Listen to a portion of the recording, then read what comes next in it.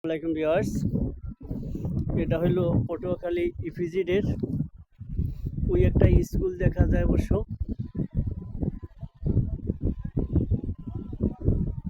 ওই একটা স্কুল মাটির নিচে চলে গেছে, অবশ্য কাজ চলতেছে। যেমন একটা মসজিদ ছিল,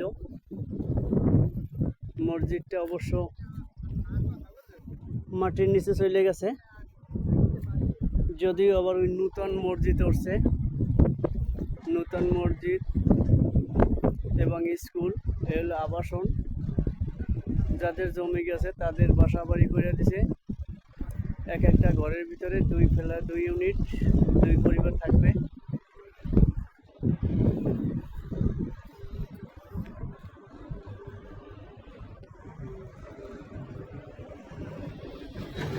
অবশ্য পানির নিচে চলে গেছে।